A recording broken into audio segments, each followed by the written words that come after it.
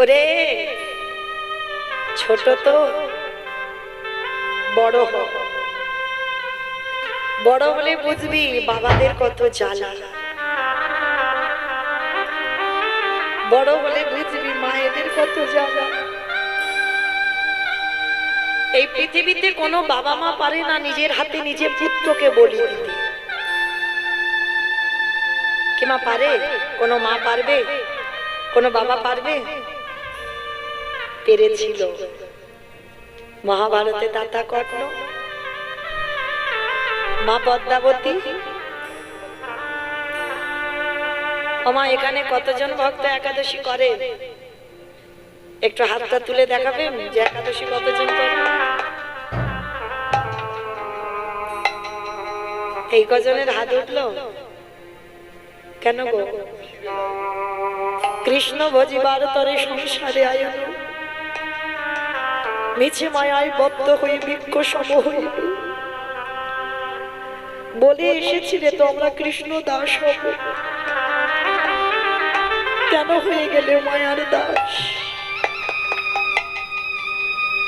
ছেলে আমার, মেয়ে আমার, জায়গা আমার, জমি আমার, পরিবার আমার, কেউ তোমার নয়। বাঁশি বাজলেই তোমাকে এই সরকারি খামার ফেলে রেখে চলে যেতে হবে। তাহলে দেহটা যদি কৃষ্ণ ভজনের জন্য আল্লাহ, তাহলে কৃষ্ণ ভজনটা কই? মাসের মধ্যে দুটো দিন কি থাকা যায় না? ভগবানের জন্য ভাবা যায় না? চেষ্টা করবেন মা একাদশী ব্রতটা অবশ্যই পালন করতে, কারণ একাদশী তিথিতে যারা অন্ন সেবা করে, বাবা মাকে হত্যা করলে যে পাপ হয় সেই পাপের বোঝা তার কাঁধে নিতে হয়। একাদশীতে অন্ন সেবা করলে, গো হত্যা করলে যে পাপ হয় সেই পাপের বোঝা নিতে হয়। একাদশীতে অন্ন সেবা করলে, গুরুদেবকে হত্যা করলে যে পাপ হয় সেই পাপের বোঝা নিতে হয়। আমি তো বলে যাচ্ছি না যে নির্জলা থাকো, অনুকল্প পাবে শাকার তৈরি করবে, কলা আলুর তরকারি, পেঁপে আলুর তরকারি, কুমড়ো আলুর তরকারি, পঞ্চশস্যটা বাদ দিলেই হবে। কেমন? চেষ্টা করো একটু অন্তত আমার কথা স্মরণ করে। তো আজকে ভগবান বেশিরভাগ ভক্তের বাড়িতে যায় একাদশীর পরের দিন দ্বাদশী। আর মনে রেখো বাবা, টাইমটা যেন দ্বাদশীর পারণটা ঠিক হয়, কারণ একাদশী যে করলে তোমার টাইমে যদি পালনটা না করো তাহলে একাদশীর ফলটা সব বৃথাই, কোনো লাভ হলো না। তো আজকে দ্বাদশীতে পালন করবে বলে স্বয়ং ভগবান পদ্মা মার ঘরে গেল। পদ্মা, আজকে তোমার বাড়িতে আমি পালন করব, বলুন কি খাবে? অন্য কিছু খাবো বলে আসিনি মা তোর বাড়ি, শুনলাম তোর স্বামী নাকি বড় দাতা। দাতা যদি হয়, আজ আমি তোর বাড়িতে একটু মাংস খেতে চাই। যেন আপনারা বুঝে নেবেন না যে দ্বাদশীতে মাংস খেতে হয়, দ্বাদশীতে নিরামিষ আহার করতে হয়। একাদশীর আগের দিন দশমীতেও পেতে হয়, একাদশীতেও একাদশী, পরের দিন দ্বাদশীতে নিরামিষ। যারা মানে, যারা মানে না তাদের কথা বাদ দিলাম, কিন্তু এটা নিয়ম, এটা শাস্ত্র বিধান দিচ্ছে। তো আজকে দ্বাদশীতে ভগবান এসে বলছে মাংস খাবো, তবে মৃগ মাংস, পক্ষী মাংস নয়। তোমার একমাত্র পুত্র, তোমার একমাত্র নয়নের মণি, তোমার একমাত্র আদরের বুকের সন্তান, তার মস্তকটা ছেদন করে তার দেহটা মাংস করে আমার সেবায় দাও। পদ্মা মা বলেছিল অসম্ভব, আমি মা হয়ে নিজ পুত্রকে বলি দেব কেমন করে? পদ্মা, তুমি ত্রিসত্য অঙ্গীকারে আবদ্ধ হয়েছ যে আমি যেটা প্রসাদ পেতে চাইবো তুমি দেবে, দাও। বেশ, যে ছেলে আজকের বলি হবে একবার তার কাছ থেকে অনুমতি নেওয়া দরকার। বিশ্বকেতু বাবা ছোটবেলা থেকে কৃষ্ণ ভক্ত, আর যেই না বিশ্বকেতু সর্বদা হরি নামের খেলা খেলে, কোনো কিছু খেলা নেই তার, সর্বদা কৃষ্ণ ভাবনা, কৃষ্ণ চিন্তা, অন্তরটা যার কৃষ্ণ ভাবনা। মা গিয়ে দাঁড়িয়ে কাঁদছে, বিষ খেলতে খেলতে ছুটে এসেছে, মার কোমর জড়িয়ে ধরেছে। ও মা, ও মা, তুমি কি আমার জন্য কষ্ট পাচ্ছ? তুমি কি আমার জন্য কাঁদছো? আমি কি কোনো ভুল করেছি? মনে রেখো বাবা, সন্তান জন্ম দিলে হবে না, এমন সন্তান দাও যে মায়ের দুঃখে দুঃখী হয়, যে বাবার দুঃখে দুঃখী হয়। মার কোমরটা জড়িয়ে ধরেছে বৃষ। খোকা, না বাবা, তোর জন্য আমি কষ্ট পাই। তাহলে আমার কেন কাঁদছো? আমার বাড়ি বৈষ্ণব এসেছে। কিন্তু মা, তুমি তো বৈষ্ণব সেবা দিতে গিয়ে কোনোদিন ভেঙে পড়ো না, কাঁদো না, আজকের কেন কাঁদছো? খোকা রে, আমার বাড়িতে বৈষ্ণব মাংস খেতে চেয়েছি। মাংস খাইয়ে দাও, কিছু তো অভাব নেই কোনো মাংসে, খাইয়ে দাও না মা। সে দ্বাদশী তো কি হয়েছে, তুমি খাইয়ে দাও। খোকা, অন্য কোনো মাংস খাবে না যে, তোর দেহটা হাড়ি কাটে রাখতে হবে, তোর দেহটা টুকরো টুকরো করে মাংস করে ওই বৈষ্ণবের সেবায় দিতে হবে। চমকে উঠলো বিষ্ণু। মা, আমার দেহটা বৈষ্ণব মাংস করে খেতে চেয়েছে। ও মামা, এর জন্য তুমি কাঁদছো? কেঁদো না মা, কেঁদো না।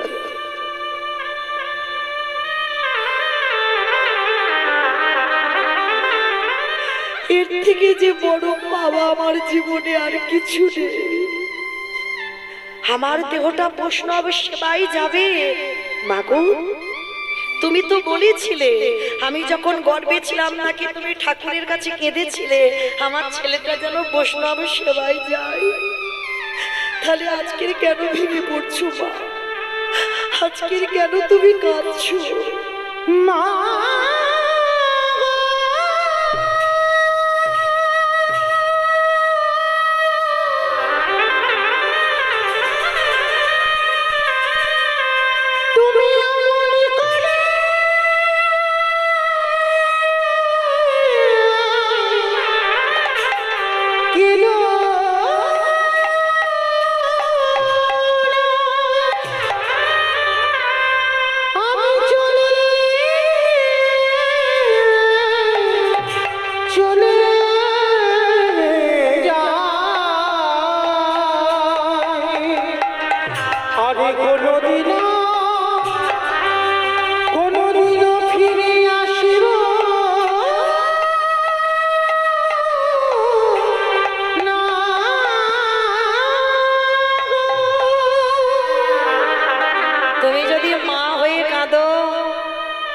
যাবার পথ পিছল হয়ে যাবে মা।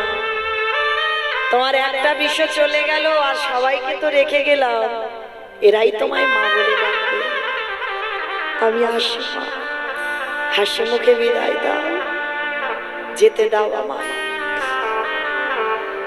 সেই ছেলেটাকে বাবা মস্তচ্ছেদন করে বৈষ্ণব সেবায় মাংস করে দিল, কিন্তু পরক্ষণে সেই মরা ছেলেকে মা পদ্মা আবার ফিরে পেয়েছিল। ষোড়শ গোস্বামীর মধ্যে এক গোস্বামী ছিল বাবা রঘুনাথ দাস গোস্বামী। জমিদারের ছেলে হয়ে তিনি এই রাধাকুণ্ডে গিয়ে সারা দিন বৃন্দাবন পরিক্রমা করে, গিরি গোবর্ধন পরিক্রমা করে রাধাকুণ্ডের তীরে বসে হারাধে হারাধে বলে কাঁদে। যার বাবার 12 লক্ষ স্বর্ণ মুদ্রা আয় প্রতিনিয়ত, যার বাবা জেঠা নবাবকে কর দিত প্রতিদিন 8 লক্ষ স্বর্ণ মুদ্রা, তাহলে তারা কত বড় জমিদার, কত বড় ধনী, তারাও কিন্তু রাধাচরণ পাওয়ার জন্য, কৃষ্ণ কৃপা পাওয়ার জন্য তারা সবকিছু ত্যাগ করে বৃন্দাবনে চলে গেছে। আর আমি তো আপনাদের বলছি না যে সব ত্যাগ করে বৃন্দাবনে চলে যাও, ঘরে বসে সেবা করা যায়, সংসারে থেকেও ভজন হয়। আমার কথাটা একটু মনে রাখবেন আর চেষ্টা করবেন এই মাসটা একটু নিরামিষ আহার করতে চেষ্টা করবেন। তো আজকে আমরা সবাই জানবো এই লীলার মধ্যে কীর্তন শুনলে কি হয়, কীর্তন গাইলে কি হয়। যারা যারা ভগবানকে সেবা পূজা করে, মন থেকে ভক্তি করে, যাদের শয়নে স্বপনে কৃষ্ণ ধ্যান, কৃষ্ণ জ্ঞান, কৃষ্ণ ছাড়া কিছু জানে না, তাদের শেষ জীবনে গতিটা কি হবে। তবে মা, লীলার শেষে আমার দুটো কিন্তু প্রশ্ন থাকবে, উত্তর নেব, তারপরে কালকের কীর্তনে যাব। আর উত্তর যদি না দাও তাহলে কালকেরও কীর্তনে যাব না, আর হরিবাসর থেকে যাবই না। চলবে? তার মানে কি উত্তর দেবেন না? উত্তর দিতে হবে। সারা বছর ছেলে মেয়েরা যখন লেখাপড়া করে বাবা, রেজাল্ট এলে তো বোঝা যায় যে কি করলো।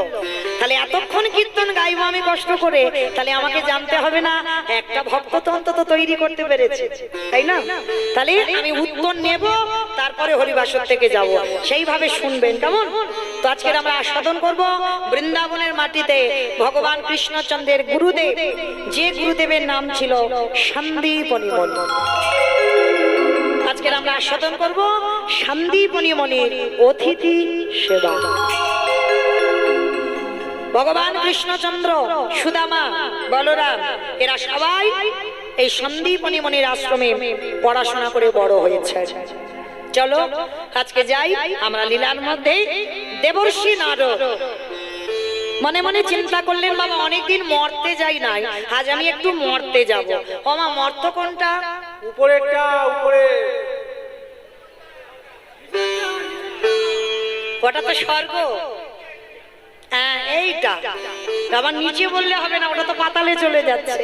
এইটা মানে যেটাই আপনারা বসে আছেন আর আমি দাঁড়িয়ে আছি। তো দেবর্ষি নারদ নেমেছে মর্তে, আর মর্তধামের এক মা, মাথাতে সিঁদুর, হাতে শাখা, আলতা পেড়ে শাড়ি, নারদকে দেখতে পেয়েছে। আরে ও নারদ, এদিকে এসো, এদিকে এসো, এদিকে এসো। মা আমায় ডাকছিলে? হ্যাঁ বাবা নারদ, আমি তোমায় ডেকেছি, এদিকে এসো তো দেখি। আমা বলো, আমায় ডাকছো? ও নারদ, তুমি তো ভগবানের কাছে ঘোরাঘুরি করো, ভগবানের কাছে বিনাতে হরি নাম টাম শোনাও, তা তুমি নিশ্চয়ই জানতে পারো, তুমি তো ভগবানের কাছের মানুষ। আচ্ছা, যারা যারা ভগবানকে ভালোবাসে, সেবা করে, ভজন করে, একাদশী করে, যারা কীর্তন শুনে সারা রাত জেগে, যারা কীর্তন গায়, তাদের শেষ জীবনের গতিটা কি হয়? কথাটা শোনা মাত্র ওই দেবর্ষি নারদের চোখ বড় বড় হয়ে গেছে। মা, আমি ভগবানের কাছে থাকি বটে, কিন্তু কোনোদিন তো আমার মাথায় এই প্রশ্নটা জাগেনি যে ভগবানকে ডাকলে আমার গতি কি হবে। সে কি নারদ, তুমি বলতে পারবে না? বলে না। ও মামা, তুমি একটু বসো, আমার বাবার কাছে যাব, উত্তরটা নিয়ে তোমাকে বলে যাব। নারদের বাবাকে ব্রহ্মা। বাহ, নারদের বাবা হচ্ছে ব্রহ্মা। তো মর্তধামের মা বলছে, নারদ তুমি কিন্তু যেন ভুলে যেও না আমার কথা, আমি কিন্তু তোমার জন্য অপেক্ষায় রইলাম, আমি উত্তরটা জানতে চাই। তা নারদ বলছে, মা আমি কথা দিলাম, আমি তোমাকে যখনই উত্তর পাবো আমি তোমাকে এসেই বলে যাব। ঠিক আছে নারদ, তুমি যাও। এইবার পিতার কাছে ব্রহ্মলোকে গিয়ে নারদ মুনি ডাকছে, পিতা, পিতা। যারা যারা ভগবানকে ডাকে, ভালোবাসে, সেবা পূজা করে, তাদের শেষ জীবনের দুর্দশাটা কি হবে? চতুর্মুখী ব্রহ্মা বললেন, নারদ এই প্রশ্নের উত্তর তো আমার জানা নাই। সে কি, আমি জানি না, তুমি আমার বাবা জানো না, তাহলে কে জানে? বলে শোনো, একজন জানলে জানতে পারে। বলে কে? বলে যে গাঁজা ভাত খায়। ওমা, কে গাঁজা খায় গো? তোমাদের এই ভীমপুরে কেউ খায় না? তলে তলে বাবা দেখা যাবে অনেকে খাচ্ছে, কিন্তু তাদের নামে বদনামটা রটলো না। সব জায়গায় একটাই কথা বলে, আমার বাবা গাঁজা খায়। আচ্ছা বাবা, তোমরা কোনোদিন দেখেছো বাবা বসে গাঁজা খাচ্ছে? ভালো করে বলবেন, দেখেছো কোনোদিন যে বাবা? দেখেছেন? কোন শাস্ত্রে লেখা নাই, কেউ কেউ দেখাতে পারবেন না যে বাবা গাঁজা খায়। কারণ এই ত্রিলোকের বড় বৈষ্ণব হলেন বাবা ভোলানাথ, আর আমরা যারা বৈষ্ণব পদ অবলম্বন করেছি বাবা, আমাদের একটা চা পর্যন্ত খাওয়া যায় না। কেন? চাও নাকি আমাদের গুরু মহারাজরা বলে ওটা নেশার মধ্যে পড়ে যায়।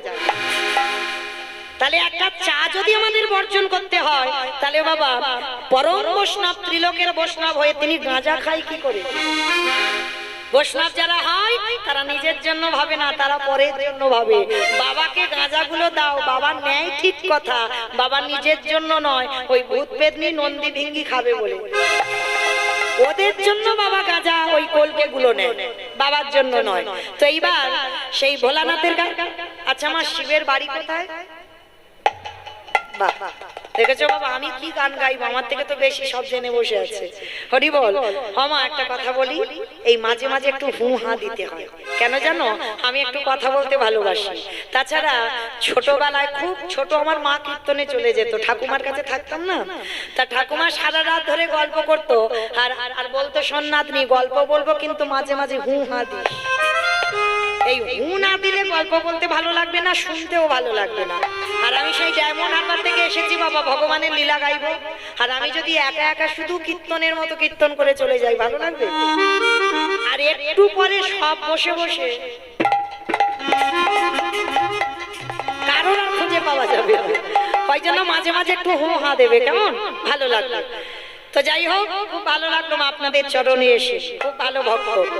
তো এইবার শিব ঠাকুরের বাড়ি কৈলাস, কৈলাসে গিয়ে খোঁজাখুঁজি করছে, বাবাকে দেখতে পাচ্ছে না। নন্দী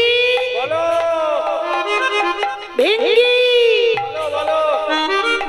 আরে বাবা কোথায়? চারিদিকে খুঁজে খুঁজে বেড়াচ্ছে, বাবাকে দেখতে পাচ্ছে না। বলে দাঁড়াও আমি দেখছি। ব্রহ্মা ধ্যানে বসেছে, নারদ ধ্যানে বসেছে, আর ধ্যানে বসে দেখছে বাবার কৈলাসের থেকে আরো একটা প্রিয় জায়গা আছে। বলো তো কোন জায়গা? শ্মশান। বাহ, শ্মশান। আচ্ছা বাবার বাহনটা কি? ইঁদুর। ইঁদুর ষাঁড় মানে বৃষ। বাহ, ইঁদুর তো গণেশের বাহন। তাই বা ধ্যানা যোগে দেখছে বাবা কি করছে জানো? বাবা ঘুরে বেড়ায় ষাঁড়ের পিঠে, ও বাবা চড়ে বেড়ায় ষাঁড়ের পিঠে। বাবা বুড়ো শিব গো, বাবা বুড়ো শিব, আমার বাবা বুড়ো শিব গো, বাবা বুড়ো শিব। বাবা ঘুরে বেড়ায় ষাঁড়ের পিঠে, বাবা ঘুরে বেড়ায় ষাঁড়ের পিঠে, আমার বাবা বুড়ো শিব গো, শিব গো। ওই মন্দিরের বাবা বুড়ো শিব, শিব গো মন্দিরের বাবা বুড়ো শিব, শিব গো মন্দিরের বাবা বুড়ো শিব। আবার শ্মশানে মশানে থাকি ছাই হস্য গায়ে মাখি, শ্মশানে মশানে থাকি ছাই হস্য গায়ে মাখি, শ্মশানে মশানে থাকি ছাই হস্য গায়ে মাখি, শ্মশানে মশানে থাকি ছাই হস্য গায়ে মুখে মাখি। হরি বলে বলে গো, হরি বলে বলে, মুখে হরি বলে বলে গো, হরি বলে বাবা বলে। ঘুরে বেড়ায় নিতাই গৌর হরি। ঘুরে বেড়ায় ষাঁড়ের পিঠে, আমার বাবা বুড়ো শিব গো, শিব গো। ওই মন্দিরের বাবা বুড়ো শিব, শিব গো মন্দিরের বাবা বুড়ো শিব। নারায়ণ নারায়ণ। ভোলানাথের কাছে এসে নারদ মুনি করজোর করে বলছে, হে ভোলানাথ, যারা যারা ভগবানকে ডাকে, ভালোবাসে, কীর্তন শোনে, কীর্তন গায়, তাদের শেষ জীবনের গতিটা কি হয়? বাবা ভোলানাথ চমকে উঠেছে, নারদ হে প্রশ্নের উত্তর তো আমার জানা নাই। সে কি? আমি জানি না, আমার বাবা জানে না, তুমি জানো না, তাহলে জানে কে? বলে একজন জানলে জানতে পারে, যে হচ্ছে নামের নাম। আমার নামের নামই কে? ভগবান। বলে চলো তার কাছে যাই। তিনজনে যাচ্ছে, ব্রহ্মা, বাবা ভোলানাথ আর দেবর্ষি নারদ। তিনজনে মিলে গিয়ে বৈকুণ্ঠপতি নারায়ণের কাছে জানতে চাইছে, প্রভু ও দয়াময়, তোমাকে যারা যারা ভালোবাসে, সেবা করে, ভজন করে, তার শেষ জীবনে গতিটা কি হয়? বৈকুণ্ঠপতি নারায়ণ বললেন, নারদ এ প্রশ্নের উত্তর তো আমার জানা নাই। সে কি? তোমার নাম জগতের জীব শুনছে, গাইছে, তোমার ডাকছে, তুমি জানো না যে তোমার ডাকলে তার কি গতি হবে? বলে না। তবে নারদ, তোমার এই প্রশ্নের উত্তর জগতের তারাই দেবে। কারা ঠাকুর? শোনো, যারাই আমার নামে ভালোবাসে, যারাই আমার নাম বদনে উচ্চারণ করে, যারা আমার নামে বদনে উচ্চারণ করে,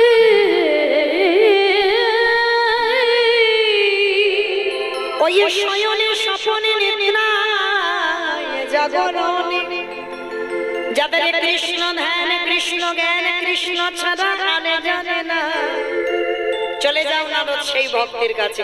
ও ঠাকুর, তুমি যে ভক্তের কথা বলছো তো লাখ লাখ কোটি কোটি পাওয়া যায়, তুমি নির্দিষ্ট করে বলো না কার কাছে গেলে উত্তরটা পাবো। ভগবান হাসছে আর বলছে চলো নারদ, আমারও অনেক দিনের ইচ্ছা আমি ভক্তের বাড়িতে যাব। ঠাকুর তাহলে আমরা যাব কোথায়? বলে শোনো, আমরা যাব মর্তের মাটিতে। মর্ত? ও ঠাকুর, ওরা তো শুধু খেতে যায় আর ঘুমাতে যায় আর সিরিয়াল দেখতে যায়। বলে না রো, ওরা খাক ঘুমাক আর টিভি দেখুক আর মোবাইল দেখুক, ওদের মধ্যেও এমন এমন ভক্ত আছে যাদের চরিত্র শুনলে তোমার হৃদয়টা দুলে উঠবে। চল, আজকের আমি তোমাকে সেই রকম এক ভক্তের কাছে নিয়ে যাব। ঠিক আছে ঠাকুর, তাহলে চলো। তা ব্রহ্মা বিষ্ণু মহেশ্বর আর নারদ, মা নামগুলো মনে রাখবেন, শেষে প্রশ্ন থাকবে। হ্যাঁ, এখান থেকেই প্রশ্ন আসবে। তাহলে চারজনে নিজ রূপ নয় বৈষ্ণব রূপ ধরে আসছে মর্তের মাটিতে এক ভক্তের বাড়িতে। ভক্তটাকে মথুরা জেলার অন্তর্গত অবন্তী নগর গ্রাম, সেথায় সন্দীপনীর বাড়ি করিব বিষ্ণা। মথুরা জেলার অন্তর্গতে অবন্তী নগর সন্দীপনীর বাড়ি করিব বিশ্বাস। ওগো যাবো আমরা ভক্তের ঘরে, বলে যাব আমরা সেই ভক্তের ঘরে, আজে বিশ্রাম এবার রে। বলে যাব আমরা সেই ভক্তের ঘরে। মথুরা জেলার অন্তর্গত অবন্তী নগর গ্রাম। এই অবন্তী নগর গ্রামে ভগবানের গুরুদেব থাকতেন, যার নাম হলো সন্দীপন মুনি। এই সন্দীপন মুনির দরজায় আসছে ভগবান ব্রহ্মা বিষ্ণু মহেশ্বর আর দেবর্ষি নারদ পরীক্ষা করবার জন্য। আর এই সন্দীপনী মুনি বাবা একেবারে অন্য ধরনের ভক্ত। অন্য মানে কিরকম বাবা? তার একটা সংকল্প ছিল। কিরকম সংকল্প? যেমন আমরা এই দামোদর ব্রত পালন করছি বাবা, আমাদের সংকল্প একবার হবিষণ্য আমরা পাই, একবার। সে দুপুর গড়িয়ে যায়, তারপরে আমরা একবার হবিষণ্য পাই সারা দিনের মধ্যে। তাই এই এক একজন ভক্ত এক এক ভাবে সেবা করে, এক এক ভাবে ভজনা করে। তার সন্দীপনী মুনির একটা সংকল্প ছিল, প্রতিনিয়ত ভোরবেলা স্নানে যায় ব্রহ্ম মুহূর্ত, সূর্য উদয়ের 1 ঘন্টা 36 মিনিট আগে। আর এই 1 ঘন্টা 36 মিনিট আগে ওই যমুনাতে স্নান করে বাবা ভিজে কাপড়ে দরজার ধারে এসে বসে থাকতো। কেন? একটা অতিথি সেবার জন্য। আগে অতিথি সেবা দেব, তারপরে আমি ভিক্ষায় গিয়ে ভগবানের সেবা দেব, তারপরে আমি নিজে প্রসাদ পাবো। এটা তার প্রতিদিনের সংকল্প। তো যেদিন আমার ভগবান আসছে মা, সেদিন সকালবেলা 3 জন বৈষ্ণব সেবা হয়ে গেছে। এইবার দুপুর বেলা ভিক্ষা করে যা কিছু জোগাড় করেছে, ভিক্ষাই তার সম্ভব, যা জোগাড় করেছে ভগবানের চরণে দিয়ে নিবেদন করেছে। আর নিবেদন করে কাঁদছে আর বলছে, দয়াময়, ছোট্টবেলা থেকে তোমায় ভালোবাসি, ছোট্টবেলা থেকে তোমায় ভজন করি, তোমায় ডাকতে ডাকতে আজকে আমার নিজের যাবার সময় হয়ে গেল, তুমি কি আমার ডাক শুনতে পাও না? ওগো দয়াময়,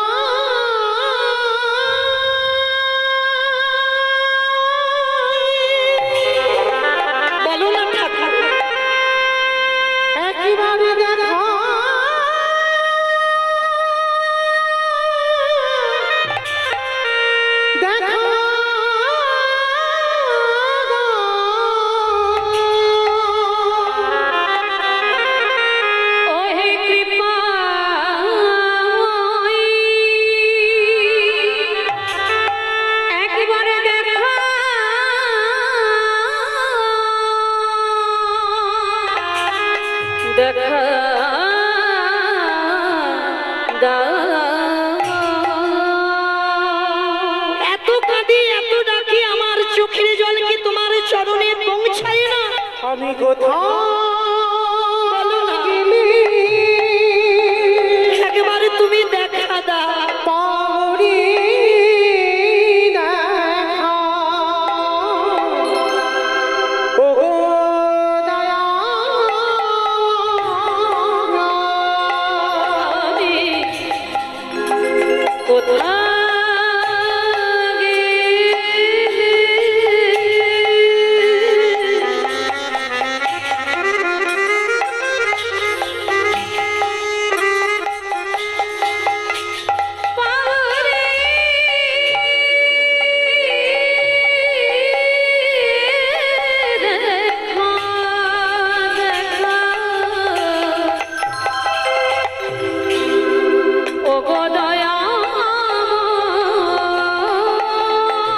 একবার দেখা দাও।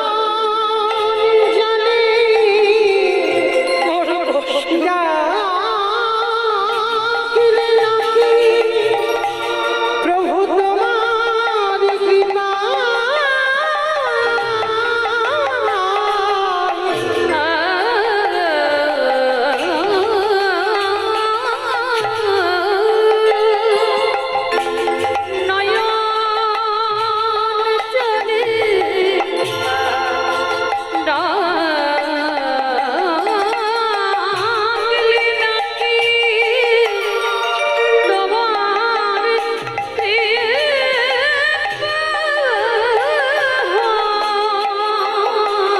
আমি কোথাও গিরি নিতাই গৌর ভক্তি হরি বল। ওগো দয়া আমি কোথা গেলি বাবু দেখা ওগো দয়া দেখা দাও দেখা পারসটা রেখে যাচ্ছে।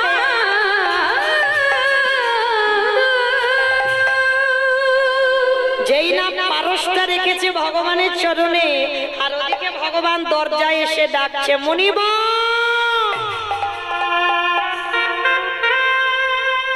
বাড়িতে আছো? মায়েরা, মানুষের ডাক আর ভগবানের ডাকে তফাৎ হবে না? যেই না ডাক দিয়েছে মুনিবর বাড়িতে আছো, তাড়াতাড়ি করে বাবা যেই না ফিরে তাকিয়েছে, একে কেমন করে আমায় হৃদয় জোড়ানো নাম ধরে ডাকলো, কি ডাকলো আমায় এমন করে? তাড়াতাড়ি করে ওই মন্দিরে পারসটা রেখে দরজায় এসে দেখছে চারজন বৈষ্ণব, ব্রহ্মা বিষ্ণু মহেশ্বর আর নারদ দাঁড়িয়ে আছে ছদ্মবেশে। আচ্ছা বলো তো মা, আগে অতিথি সেবা না আগে ভগবান সেবা? অতিথি সেবা জানি সবাই, মানি কজন? আজকে আমরা সবাই জানি আগে অতিথি সেবা দিতে হয়, কিন্তু বলো মা, যদি দুপুরবেলা সেবাই বসো, সেই সময় যদি কোনো ভিক্ষুক এসে বলে মা দুটো খেতে দিবি, কি গো মাইনা, না খেয়ে তাকে খেতে দেবেন? মুখের উপরে অনেক অনেক ভক্তরা বলে দেয়, এই যে আমার হাত জোড়া, তুমি অন্য বাড়ি দেখো। চরণ ধরে বলে যাই, যদি দুয়ারে কোনোদিন তোমার দুপুরবেলা খাবার সময় কোনো অতিথি আসে, কোনো ভক্ত আসে, যদি খেতে চায়, নিজে না খেয়ে সেই অতিথিকে আগে আপ্যায়ন করতে।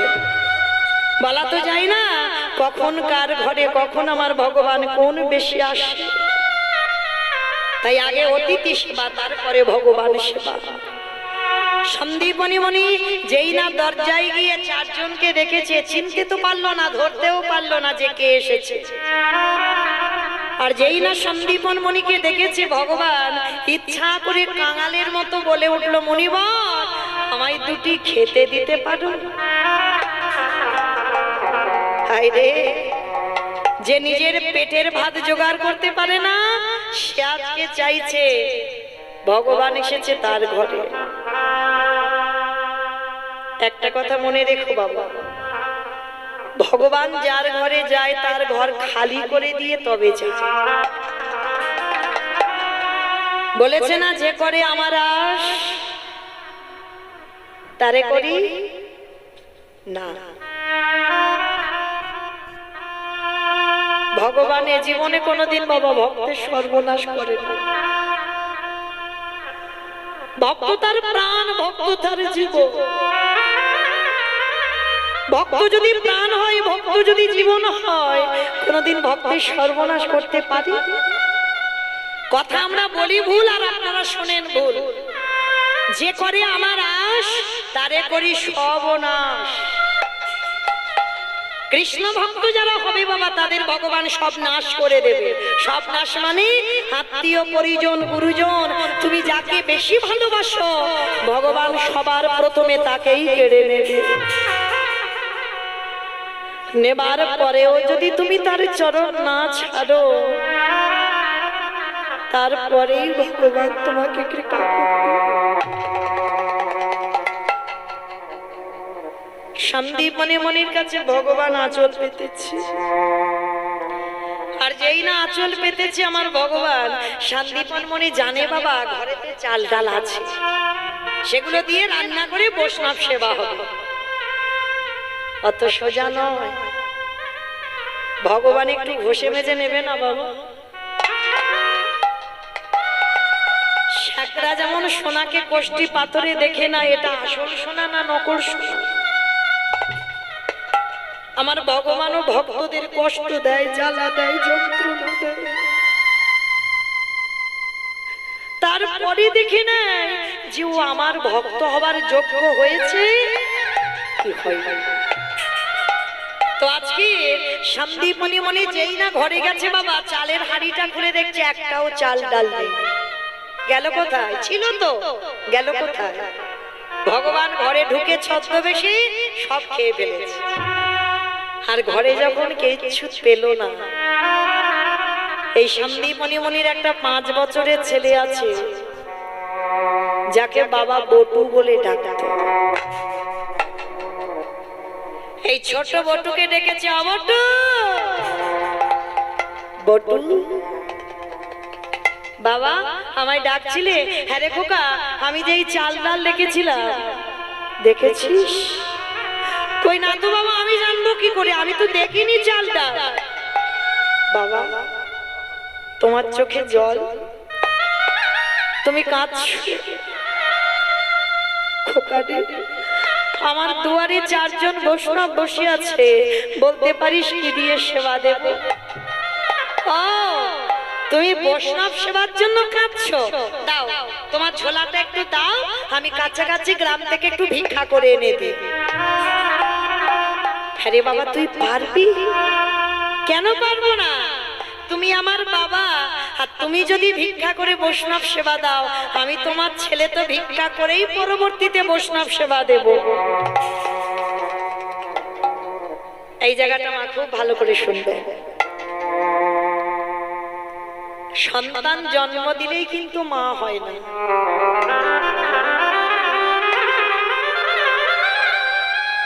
কি বাবা, সন্তান জন্ম দিলেই মা হওয়া যায়?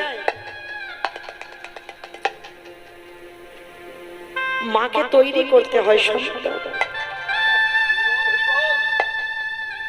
মনে রেখো বাবা, শুধু লেখাপড়ার ডিগ্রি তৈরি হলে মানুষ হয় না। সন্তানকে একটু করে আধ্যাত্মিক চেতনা দিতে হয়, আর ভগবানের কাছে চাইতে হয়, দয়াময় আমার একটা কৃষ্ণ বলা পাখি দাও, আমার একটা কৃষ্ণ বলা ছেলে দাও। আমরা তো চাইতে জানি না গো ভগবানের কাছে। কোন তিথি কোন নক্ষত্র যে সন্তান গর্ভে ধারণ করব সেই চৈতন্য তো আমাদের নেই। ভগবানের কাছে যে ভিক্ষা চাইবো, কৃষ্ণ বলা ছেলে দাও। আমার অবর্তমানে যেন আমার বাড়িতে বসে যেন কৃষ্ণ নাম সে বলতে পারে, তেমন ছেলে চাইতে হবে।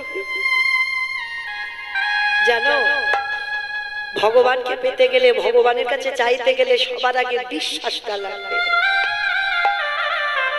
এই যার যার যে যে ভক্তের মধ্যে বিশ্বাস আছে যে আমি তাকে পাবো, এ জন্মে না হোক, এর পরের জন্মে না হোক, তারপরের জন্মে না হোক, কিন্তু কোনো না কোনো জন্মে তাকে আমার কাছে আসতে হবে। ভগবানকে ভালোবাসতে গেলে বাবা আগে আকুলতা চাই। ভগবানের সঙ্গে প্রেম করতে গেলে আগে আকুলতা লাগে। এই বিশ্বাসটা কেমন বিশ্বাস জানো? পঞ্চ পাণ্ডবের মা ছিল বাবা কুন্তী, যুধিষ্ঠির, ভীম, অর্জুন, নকুল, সহদেব পাণ্ডবদের মা। তবে 5 জনের মা নয়, 3 জনের মা, যুধিষ্ঠির, ভীম, অর্জুন। আর নকুল সহদেব তো মাতৃর সন্তান। মাতৃর মৃত্যুর পর কুন্তীকে বলা হতো 5 জনেরই মা, কারণ এমন ভাবে মানুষ করেছিল, যুধিষ্ঠির, ভীম, অর্জুনকে যেমন দেখেছিল আর নকুল সহদেবকেও ঠিক তেমন চোখে দেখেছিল। ওই জন্য পাণ্ডবদের মা বলা হয়। তো প্রত্যেক দিন মা কুন্তী যুধিষ্ঠির, ভীম, অর্জুন, নকুল সহদেবকে পর পর খেতে দিত। তো আজকেরও খেতে দিতে গেছে। মায়েরা একটু মন দিয়ে শুনবেন। আজকেরও যুধিষ্ঠিরকে খেতে দিতে গেছে। যুধিষ্ঠির মাকে বলছে, ও মা, আমার ভীম ভাইয়ের বড্ড খিদে পেয়েছে, ও মা আগে আমার ভীমকে খেতে দাও। ঠিক আছে, তুই যখন বলছিস তো আগে ভীমকেই খেতে দি। তা যেই না বাবা ভীমকে খেতে দিতে গেছে, তা ভীমের এত খিদে পেয়েছিল, মা যা রান্না করেছে বাবা সবকিছু বাবা একেবারে ভীম একাই খেয়ে ফেলেছে, কিছু পড়েনি। মা কুন্তী রেগে গেছে, খোকা তোর এত খিদে, তোর এত লোভ, তোকে কি কোনোদিন আমি খাইয়ে উদর ভর্তি করতে পারি না? হ্যাঁ, একবারও তোর ভাই দাদাদের কথা ভাবলি না, তোর মার কথা ভাবলি না? তোর এত খাই খাই তুই একাই খেয়ে ফেললি। দেখবেন মা কোনো কোনো সন্তানরা একটু বেশি বেশি খায়। বন্ধু বান্ধব, গ্রামের লোকজন, আত্মীয় পরিজন কেউ যদি বলে তোর এত খাই খাই কিসে, সহ্য হয়। কিন্তু কারণ মা যদি বলে তোর এত খিদে কিসের, এত খাই খাই কেন, এর থেকে বড় কষ্ট বা দুঃখ আর কিছু হয় না। তা ভীমকে যেই না বলেছে তোর এত খাই খাই কিসে, ভীমের বড় অভিমান হলো। মা, ও মামা, আমি একটু বেশি বেশি খাই বলে তুমি আমাকে সবসময় বলো আজকের আমার এত বড় কথা বললে আমি খাই খাই করি। ঠিক আছে, আমি কথা দিলাম আজকে থেকে তোমার কাছে কোনোদিন আর কিছু খেতে চাইবো না। তো আজকে যে সব খেয়ে ফেলেছি, বলো তুমি আমার কাছে কি চাও? মা কুন্তী রেগে গিয়ে বলছে, ও তোকে একটু খাবার তুলনা দিয়েছি বলে তোর এত অহংকার, অহংকার করে বলছিস তোমার কি লাগবে বলো, কি চাই বলো? কুন্তী বলছে, আজকের আমি তোর কাছে এমন একটা জিনিস চাইবো তুই আমায় দিতে পারবি না। ভীম বলছে, বলো মা তুমি কি চাও? কথা দিলাম আমার এই প্রাণ থাকতে, আমার জীবন থাকতে আমি দেব। ত্রিসত্য কর। ভীম ত্রিসত্য করলো। শোনো মা, দিতে যদি হয়, আজ কুন্তী আজ ভীমের কাছে চাইছে, খোকারে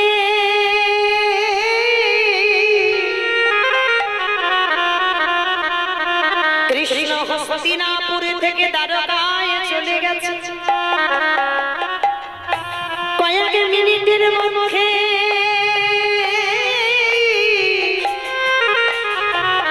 আমার কৃষ্ণকে একবার আমার কাছে এনে দেবা।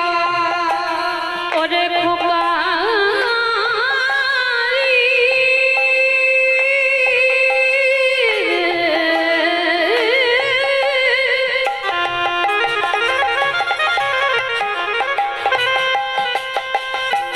আমি যে কৃষ্ণ ছাড়া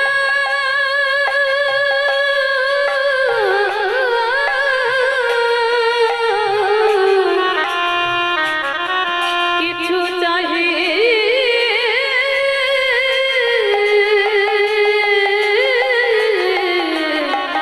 না রে।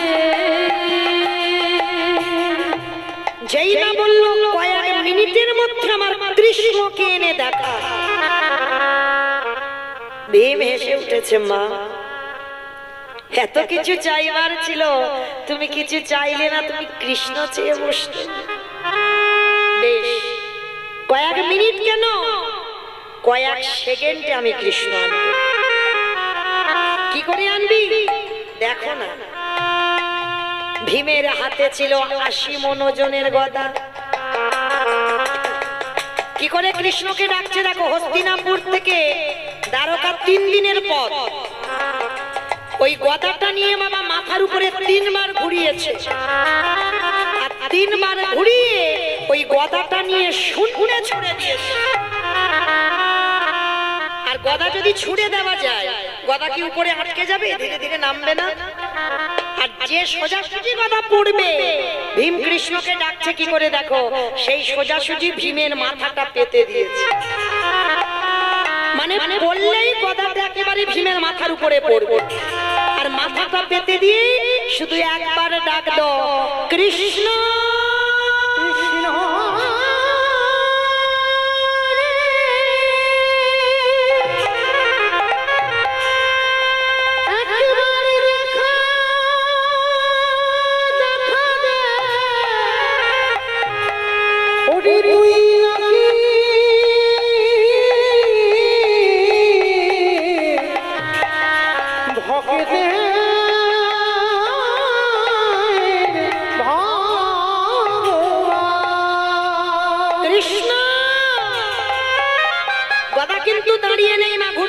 নিচের দিকে নামছে। 3 দিনের পথ হস্তিনাপুর থেকে দ্বারকা। আর সবে মাত্র গদাটা মাথায় পড়তে যাবে, ওদিকে ভগবান 3 দিন পর হস্তিনাপুরে গিয়ে, হস্তিনাপুর থেকে দ্বারকায় গিয়ে সিংহাসনে বসে। সত্যভামা রুক্মিণী দেখেছে সবে প্রভু বসেছে। কি কি প্রভু, আবার তুমি কোথায় যাচ্ছ? ওই শোনো সত্যভামা, ওই শোনো রুক্মিণী, মধ্যম পাণ্ডবে ভীমে বারে বারে আমায় কৃষ্ণ কৃষ্ণ বলে ডাকছে। আমি যদি না যাই, ভীমে যদি বেঁচে না থাকে, দুর্যোধনের উরু ভঙ্গ করবে কে? আমি যদি না যাই, ভীমে যদি বেঁচে না থাকে, দুঃশাসনের বক্ষ ছিঁড়ে রক্ত পান করবে কে? আমি যদি না যাই, ভীমে যদি বেঁচে না থাকে, ধর্মরাজ্য প্রতিষ্ঠা করবে কে? আমি আসছি সত্যভামা, একটু দাঁড়াও। গদা কিন্তু দাঁড়িয়ে নেই, সে কিন্তু ঘুরতে ঘুরতে পড়বে। যে রাস্তাটা 3 দিনের রাস্তা, আর গদাটা সবে ভীমের মাথায় পড়তে যাবে। দ্বারকা থেকে কৃষ্ণ শূন্যে ছুটে এসে একেবারে গদাটাকে আগে বুকে জড়িয়ে ধরে, এক হাতে গদাটা কৃষ্ণ ধরেছে, এক হাতে ভীমকে ধুলা থেকে তুলছে। এই আমার আসতে যদি একটু দেরি হতো, এই গদা তোর মাথায় পড়লে তোর অপঘাতে মৃত্যু হতো। ভীম ধুলা থেকে উঠেছে, দেখে না সামনে কৃষ্ণ। ভীমের তো বিশাল বড় চেহারা বাবা, আর তার বুকে কৃষ্ণ যেন ছোট। কৃষ্ণকে বুকে জড়িয়ে ধরে বলছে, কৃষ্ণ তুই বললি ওই গদা আমার মাথায় পড়লে আমার অপঘাতে মৃত্যু হবে, হবে না। কৃষ্ণ যার সনে কৃষ্ণ রয়,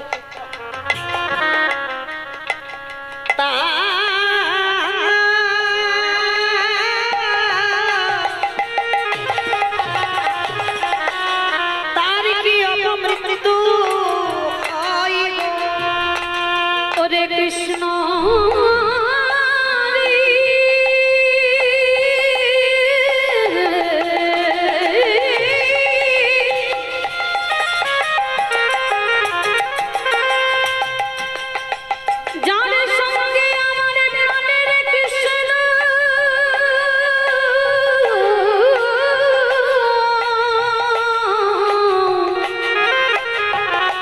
কৃষ্ণ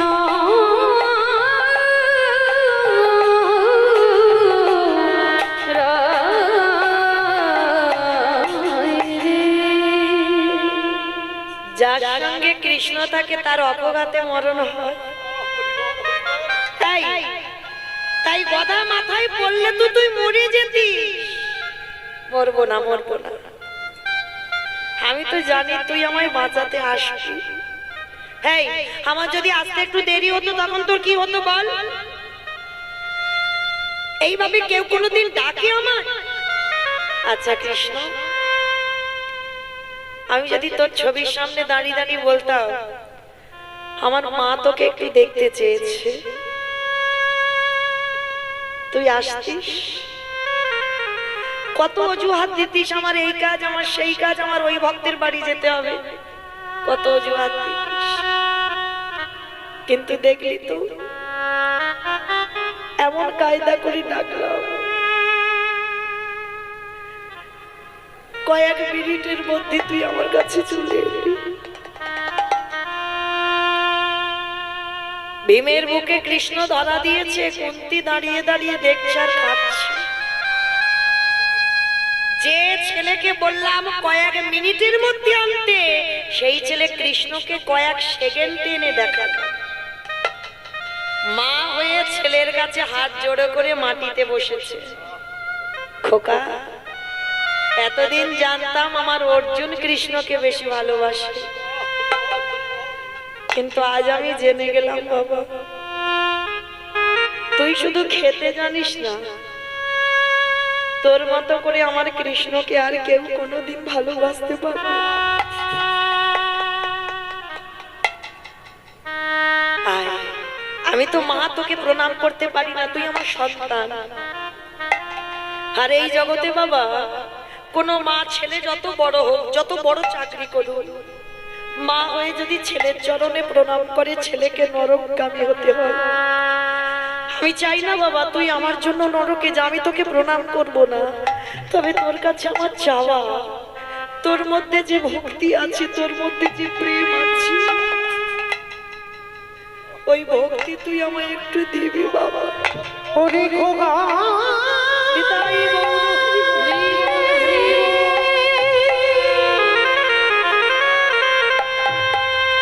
তোর চরণে বড় অপরাধী, আমারই সকলে আপনা,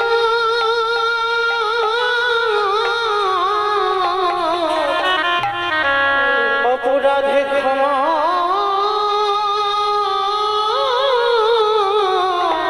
করে রে। কৃষ্ণ এসে বলছে, অফিসি। ভীম বলল, তুমি নাকি আমায় ডেকেছো? কৃষ্ণ, হ্যাঁ বাবা, আমি তোরে ডেকেছি। দিবি বাবা? কৃষ্ণ রে,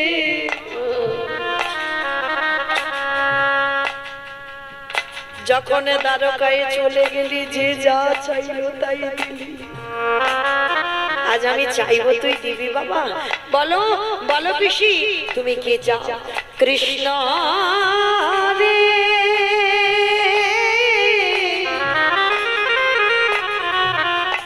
দিতে যদি হয় আমায় একটা ধন দে। কি ধন? এই জগতে যত দুঃখ, যত কষ্ট, যত অভাব, যত ব্যথা, যত বেদনা, কৃষ্ণ রে, আমি সারা জানো জীবনে যেন বসে বসে কাঁদিতে কাঁদিতে পারি। হরে কৃষ্ণ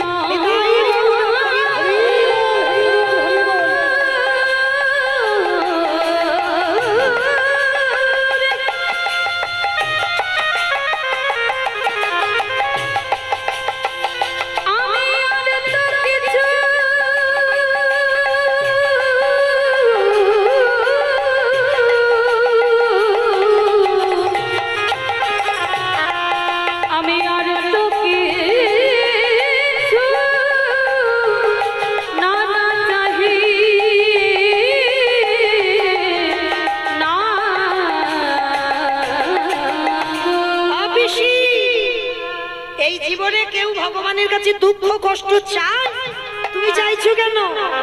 কৃষ্ণ রে, দুঃখ থাকলে কৃষ্ণ থাকে।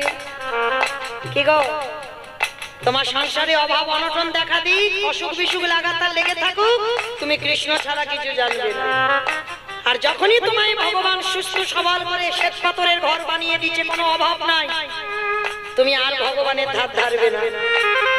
তাই কুন্তী মহাভারতে জানিয়ে গেল, যত দুঃখ থাকবে, যত কষ্ট থাকবে, কৃষ্ণ আমার কাছে থাকবে। আর দেখ, যেদিন আমার কাছে আমার কেউ ছিল না, আমার কৃষ্ণ ছিল। আর আজকের আমি যুধিষ্ঠির মা, রাজা হয়েছি, রাজার মা, আমার সব আছে, কিন্তু একটা সম্পদ আমি হারিয়ে বসেছি। ভগবান জেনে না জানার ভান করলো, পিসি তুমি কি হারিয়েছ? দেখ, আমি কৃষ্ণ চরণ হারিয়ে বসে আছি। তুই তো চলে গেলি দ্বারকা, যেই আমার যুধিষ্ঠির রাজা হলো, তাহলে যখন আমার দুঃখ ছিল তুই আমার কাছে ছিলিস, আর আমার সুখের সময় তুই চলে গেলি। চাই না এসো, যে সুখে আমার কৃষ্ণ হারাতে হয়, আমাকে ফিরিয়ে দে দুঃখ, ফিরিয়ে দে জ্বালা, ফিরিয়ে দে যন্ত্রণা। নিতাই হরি বল। তাহলে দেখেন মা, সন্তান তৈরি এমন ভাবে করতে হবে যে সন্তান আজকের মায়ের জন্য কৃষ্ণকে 3 দিনের পথ সেকেন্ডে টেনে আনলো। হরি বল। আচ্ছা বলো তো মা, আমি লীলাতে কোথায় ছিলাম? ভালো কথা, সব কথা বল। কোথায় ছিলাম লীলাতে? বেশ, এটাই হলো কীর্তন। বাবা যেখানে যাই না কেন বাবা, আমাকে আবার গোড়াতে ফিরতে হবে, এটাই হলো তথ্য। তো যাই হোক, এইবার বাবা সেই ছোট্ট ছেলে বাবাকে বলছে, বাবা দাও ঝোলাটা দাও, আমি বৈষ্ণবের জন্য একটু ভিক্ষা করে এনে দিই। শোন বাবা, তুই কিন্তু দূরে কোথাও যাবি না, কাছাকাছি থেকে ভিক্ষা করে নিয়েই চলে আসবি। ছোট্ট ছেলেটার মনে বড় আনন্দ, ভিক্ষার ঝোলাটা নিয়ে পাশে ভগবানের মন্দিরে প্রণাম করতে গেছে। আর ভগবান তো ওদেরই বাড়িতে অতিথি রূপে বসে আছে। কি বাবা, ব্রহ্মা বিষ্ণু মহেশ্বর আর নারদ ছদ্মবেশে আছে। ভগবান মনে মনে ভাবছে, হায় হায় হায় হায়, এলাম ওর বাবাকে পরীক্ষা করতে, এখনো ছেলে দাঁড়িয়েছে বাঁধা হয়ে। যাক, ছেলেটাকে একটু ঘষে মেজে নিতে হবে, তো তবে তো জানতে পারবো আমার প্রকৃত ভক্ত না আমার নকল ভক্ত। ঝোলাটা নিয়ে বেরিয়ে পড়েছে আজকে সেই ছোট্ট বটু ভিক্ষা করবার জন্য। কৃষ্ণ ছাড়া কে আছে আমার, বিশ্ব চরাচর মাঝে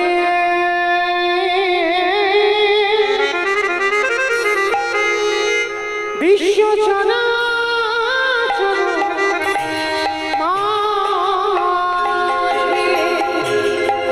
কৃষ্ণ ছাড়া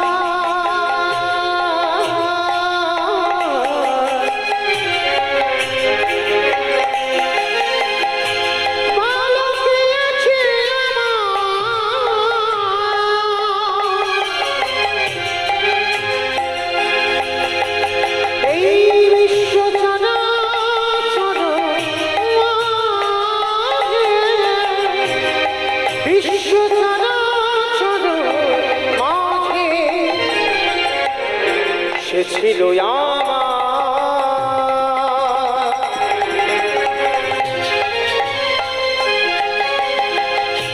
দুঃখ সুখের বন্ধু, আর সে হলো আমার ভগবানে সিন্ধু।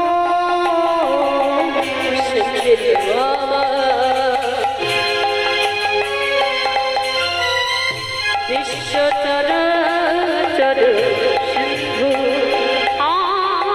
আসে হলো ভগবান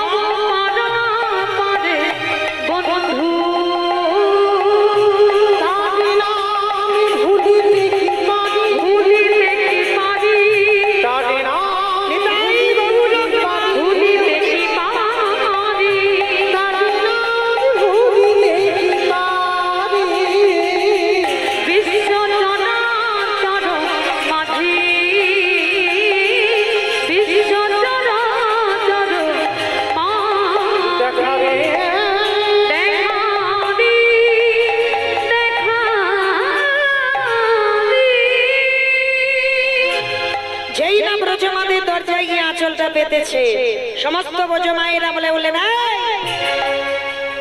সকালবেলা তোর বাবা ভিক্ষা করে নিয়ে গেল, তুই 5 মিনিট আগে ভিক্ষা করে নিয়ে গেলি, আবার তোর বাবা তোকে পাঠিয়েছে, দেখাচ্ছি মজা তোকে, দাঁড়া। সবাই মিলে ওই ছোট্ট ছেলেটাকে বেত্রাঘাত, দূর হয়ে যা, বেরিয়ে যা, দূর। কৃষ্ণ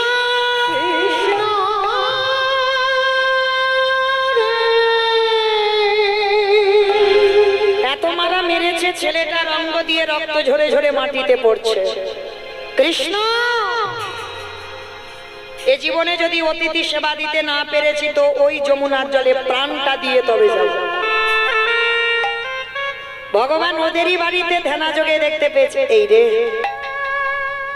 ছেলেটাকে পরীক্ষা নিতে গিয়ে একটু বেশি জব্দে ফেলে দিলাম না, ও যদি জলে ডুবে যায় কালকে থেকে আমায় কেউ ভগবান বলবে না। যাই, ছেলেটাকে বাঁচাতে হবে, কিন্তু কি করে বাঁচাবো? ভগবান একটা পাখি হয়েছে, কানের কাছে উড়ে উড়ে বলে যাচ্ছে, শোন, তোকে মথুরায় কেউ দিল না তো কি হয়েছে, তুই বৃন্দাবনে চলে যা, বৃন্দাবন গেলেই চাল চাল পেয়ে যা। ছোট্ট ছেলেটার মনে বড় আনন্দ, কিন্তু আনন্দ হলে কি হবে বাবা, বেশিক্ষণের জন্য রইল না আনন্দটা। যেই না যমুনার ঘাটে গেছে, দেখে না একটা নৌকা নাই, একটা মাঝি নাই, আর বটু সাঁতারই জানে না।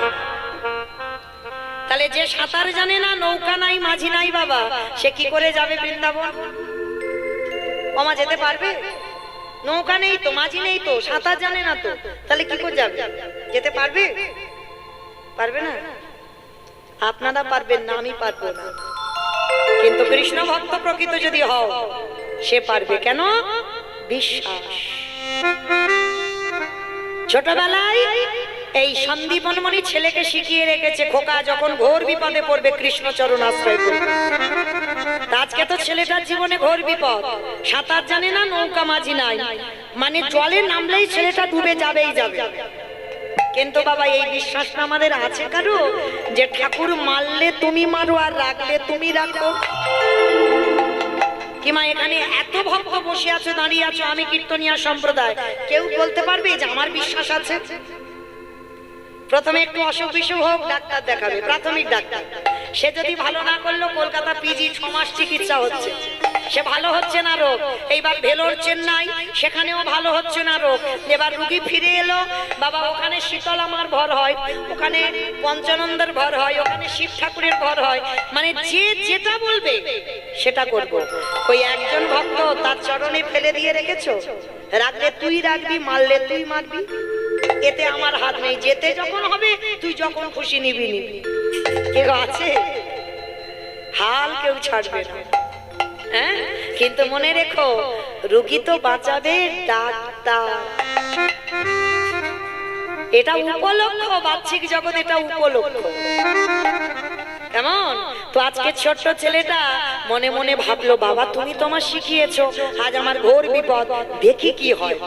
এইবার গলা পর্যন্ত জলে নেমে গেছে, মা আর একটু যদি যাই তো ছেলেটা জলে ডুবে যাবে, কিন্তু বিশ্বাস, রাখলে তুই রাখবি, মারলে তুই মারবি, অতিথি সেবা যদি দিতে চাস তুই, তাহলে আমাকে বাঁচিয়ে রাখবি। চোখ দুটো বন্ধ করে নেমেছে, দয়াল তোমার লীলা খেলা, দয়াল তোমার লীলা খেলা, ওগো বোঝা বড়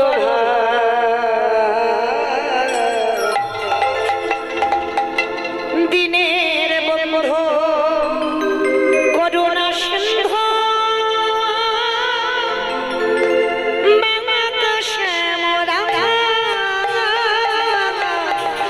দিনের বন্ধু করুণা সিন্ধু,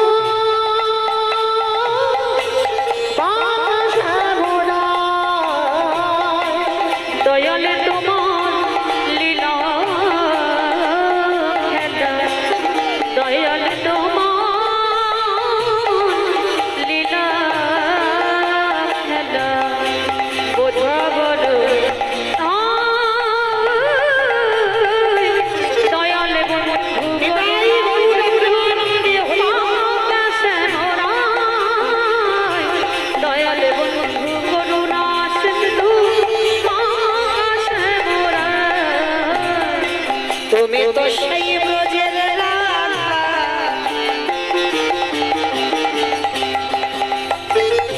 নদিয়ার নিমা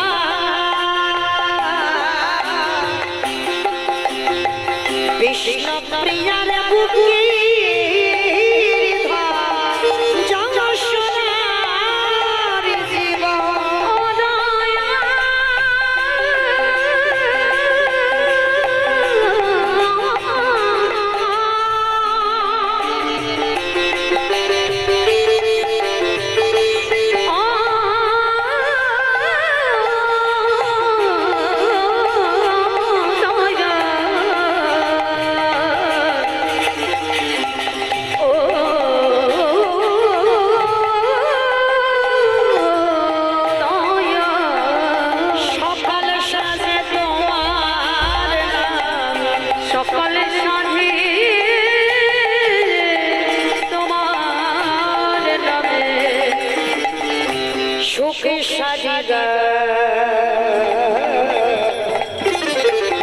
দয়ালে বন্ধু করুণা সিন্ধু দয়ালে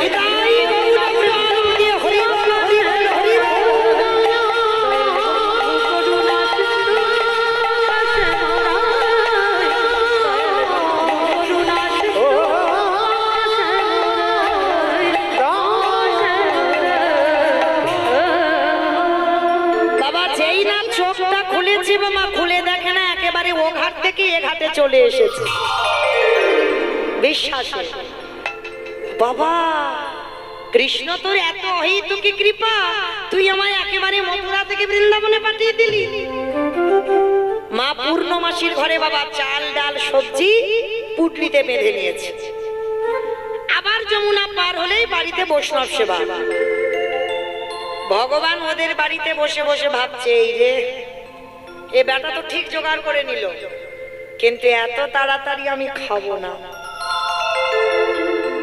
একটু ঘষে নিতে হবে ভগবান কি করেছে জানো কুর্ম হয়ে জলের তলায় বসে আছে আমা কুর্ম মানে কি গো কুমড়ো কুমড়ো এ বলে কুমড়ো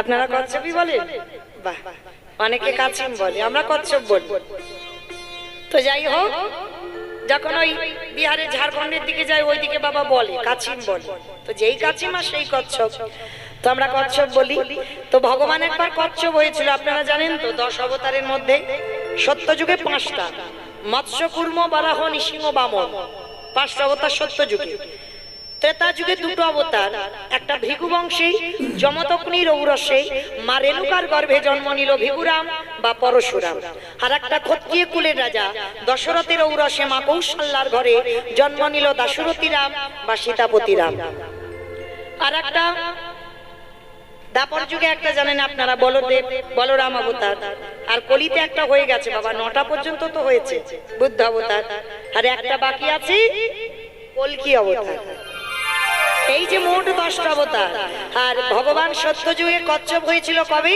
সমুদ্র মন্থনের জন্য হ্যাঁ ওই যখন মন্দার পর্বতটাকে এনে ধরিত্রী রঙে রাখা হচ্ছিল ভগবান এত দয়ালু ধরিত্রী রঙে আঘাত লাগবে বলে নিজের পিঠ পেতে দিয়েছিল আর কচ্ছপের পিঠটা শক্ত মতো ওর উপরে মন্দার পর্বতকে বসানো হলো আর বাসুকী নাগকে দড়ি করে সমুদ্র মন্থন করা হলো আর যারা কচ্ছপ দেখেছো মা কচ্ছপের পিঠটা একটু পিছল মতো তার ছোট্ট ছেলেটা তো জানে না নাচতে নাচতে নাচতে নাচতে চাল ডালের পুটলিটা নিয়ে আসছে আর ভগবান কচ্ছপ হয়ে জলের তলায় চুপটি করে বসে আছে আর ছেলেটার পা পড়তো পর একেবারে কচ্ছপের পিঠের উপরে পড়ে আর যেই পিঠের উপরে পড়া সঙ্গে সঙ্গে পা পিছলে গিয়ে একেবারে বটু যমুনার জল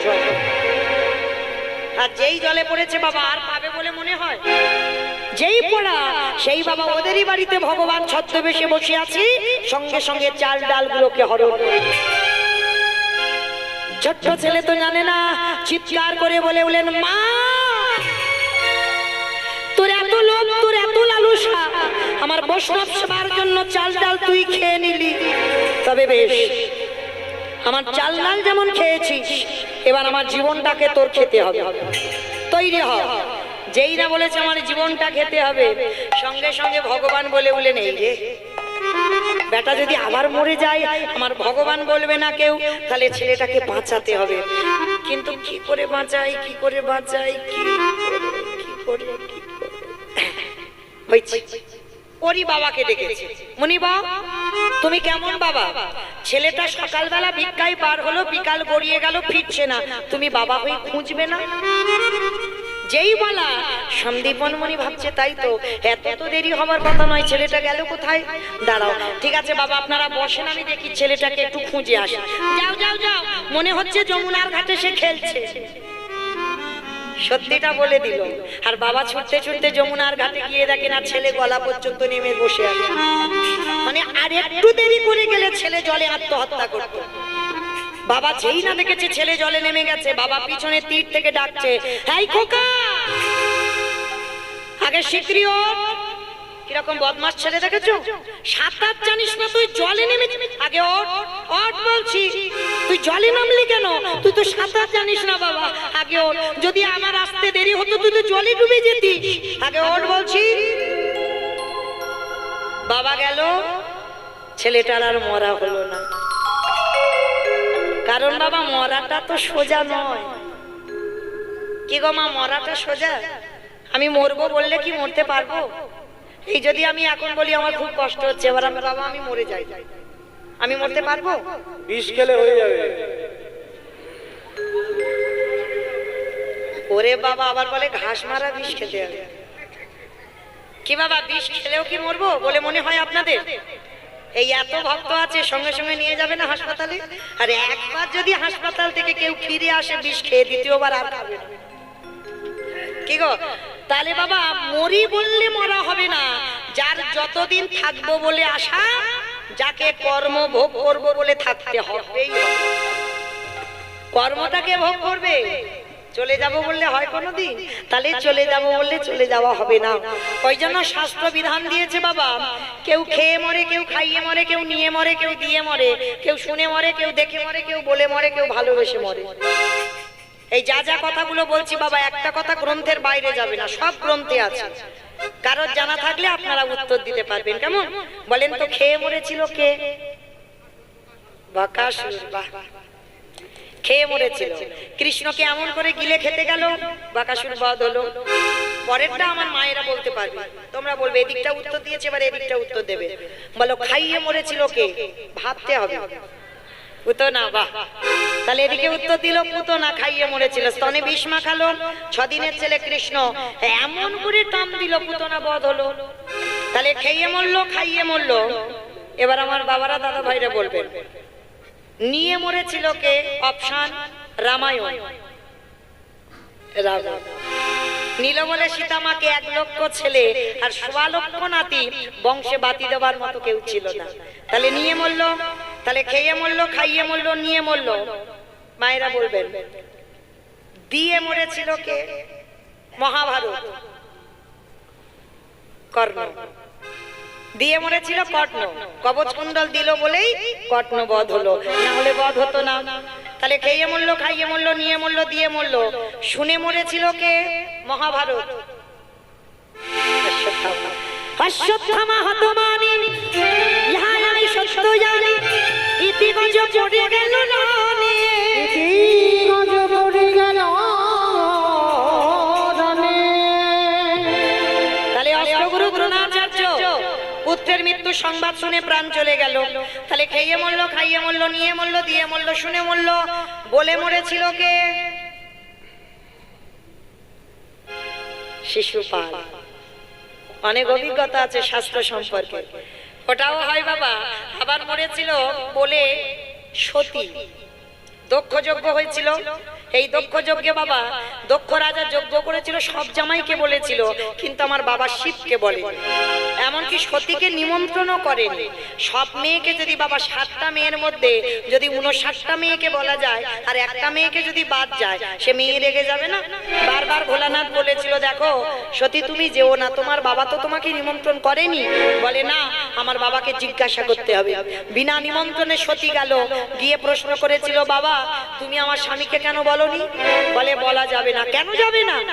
বলে তোর স্বামীকে বললে ভূত প্রেত নিয়ে আসবে, আমার যজ্ঞটা ভঙ্গ হয়ে যাবে। বলে তুমি যখন আমার সামনে আমার প্রতিনিন্দা করলে, এই মুহূর্তে তোমার সামনে প্রতিজ্ঞা করলাম আমি আমার দেহটা ত্যাগ করে দেব। বলেই সতী দেহ ত্যাগ করে দিল। তাহলে খেয়ে মরলো, খাইয়ে মরলো, নিয়ে মরলো, দিয়ে মরলো, শুনে মরলো, বলে মরলো, দেখে মরেছিল কে?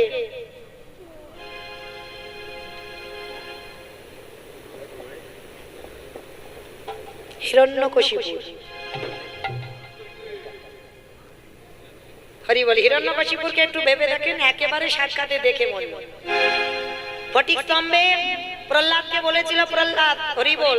প্রহ্লাদ প্রশ্ন করেছিল প্রহ্লাদকে, তোর হরি কোথায়? তাকে বলে যেদিকে তাকাবো সেদিকে হরি। আয়, এই ফটিক স্তম্ভে তোর হরি আছে? বলে হ্যাঁ আছে। যেই না আঘাত করলো বাবা ফটিক স্তম্ভে, বাইর হলো ভগবান। দেহটা মানুষ আর মুখটা পশু। কোন ঠাকুর মা? গণেশ ঠাকুর। নরসিংহ। বেটার বুদ্ধিও খারাপ না, গণেশ তো মুখটা পশুর মতো, ওই জন্য ভেবেছে। তো বাবা হিরণ্যকশিপুকে বধ করেছিল গণেশ নয়, নৃসিংহদেব। তো দেহটা মানুষ, মুখটা পশু। যেই না শূন্যে তুলে নিল, খিলখিল করে হেসেছিল হিরণ্যকশিপুর। কেন? বলে বড্ড মূর্খ তুমি, ভগবান হলে কি হবে? বলে কেন বেটা তুই আমায় মূর্খ বলছিস? বলে মূর্খ নয়, আমাকে তো নারীতে নয়, পুরুষে নয়, পশুতে মারতে পারবে না, আমার আশীর্বাদ দেওয়া আছে। বলে সন্মূর্খ, তোদের দুই ভাইয়ের জন্য আমার দুটো অবতার। হিরণ্যাক্ষকে বধ করবার জন্য ভগবান বরাহ রূপ ধরেছিল, হিরণ্যকশিপুরকে মারবার জন্য ভগবান নৃসিংহদেব রূপ ধরল। তাহলে দুই ভাইয়ের জন্য, একই বংশে দুই ভাইকে মারবার জন্য ভগবান দুটো অবতার নিল। তাহলে দেহটা মানুষ, পুরুষ নয়, নারী নয়, আর পশু নয়। ওই রূপটা ধরে হিরণ্যকশিপুরকে মারতে চেয়েছিল। যখন শূন্যে তুলে নিল, হিরণ্যকশিপুর হেসেছিল, বলে মূর্খ ভগবান তুমি আমায় মারতে পারবে না।